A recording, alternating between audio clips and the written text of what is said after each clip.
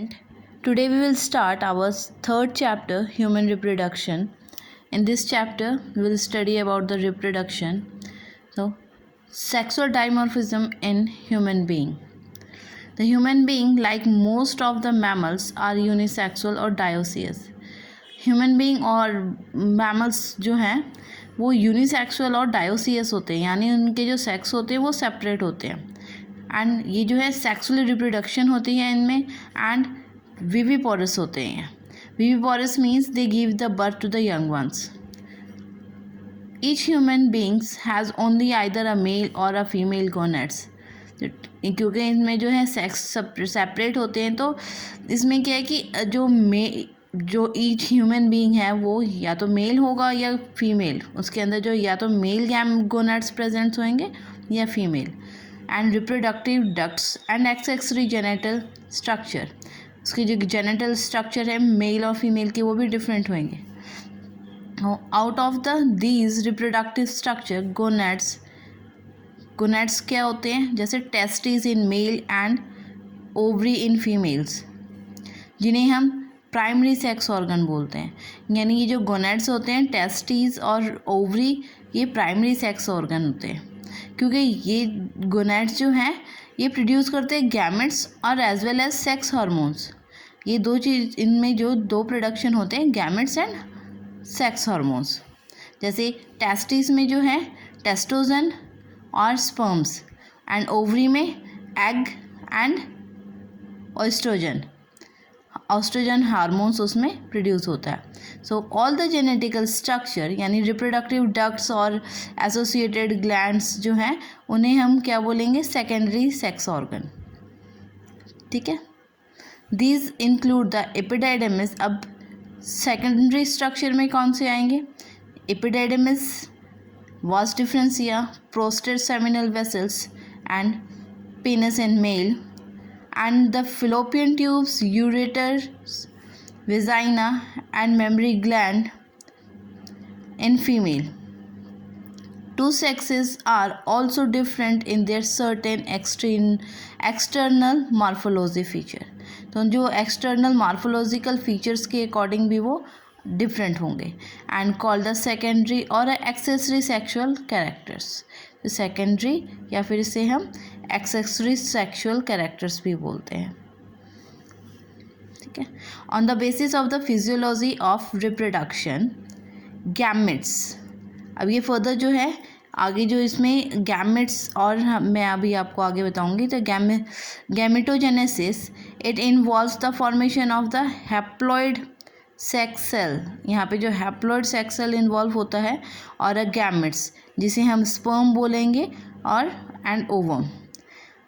ठीक है. Sperm from the male and ova from the female, from the diploid primary germ cells. यानी ये क्या होएगा, डिप्लॉयड प्राइमरी जर्म सेल जो है फॉर्म होएंगे, जिसे बोलेंगे हम गैमेटोगोनिया.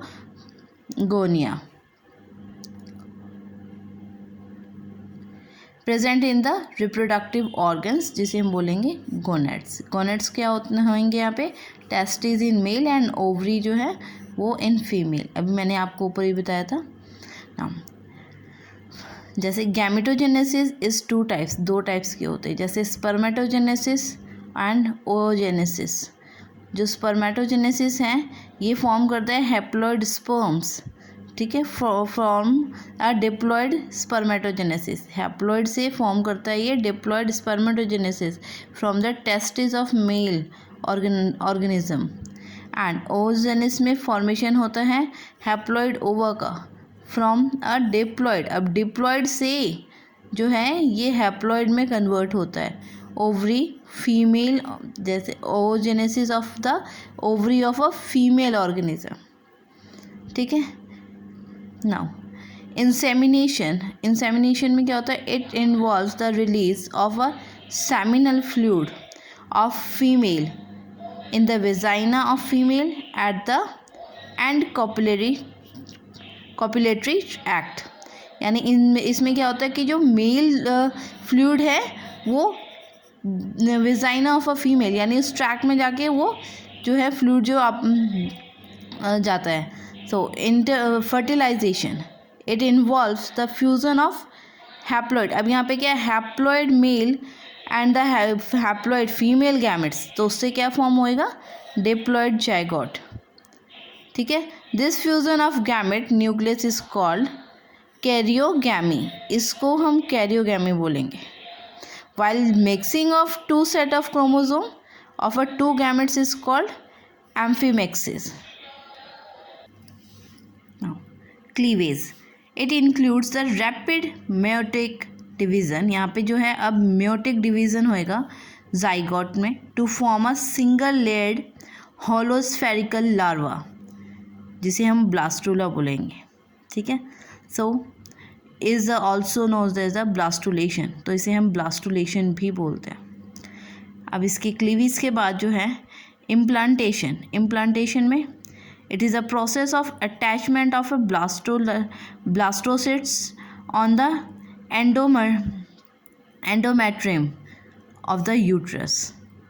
एंड इम्प्लांटेशन के बाद प्लेजेंटेशन, प्लेजेंटेशन में क्या होता है, it involves the formation of an intimate mechanical and physiological connection called placenta, जिसमें between the fetal and the maternal tissue, जो फीटल यानी जो अनबॉर्न बेबी है उसमें और जो मैटरनल टिश्यू है उसके बीच में प्लेजेंटा प्रेजेंट्स होता है for the nutrition, respiration and excretion. उस वो जो फीटस है हाँ उसके उसको न्यूट्रिशन प्रोवाइड करने के लिए, रेस्पिरेशन कराने के लिए एंड एक्सक्रीशन के लिए, ठीक है, ये प्रेजेंट होता है placenta. Next is gastrulation, gastrulation में क्या होता है, it is the process by which blastocysts is changed into a gastrula. अब यहाँ पे जो है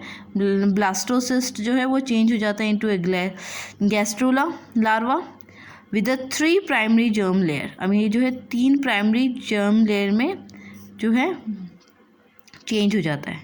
नाउ ऑर्गेनोजेनेसिस, ऑर्गेनोजेनेसिस में क्या होता है, it includes the formation of specific organ system from the 3 primary germ layer of a gastrula. यहाँ पे जो है इट इंक्लूड कर जो है फॉर्मेशन होता है इसमें स्पेसिफिक ऑर्गन्स का, ऑर्गन सिस्टम का from the 3 primary germ layer of a gastrula.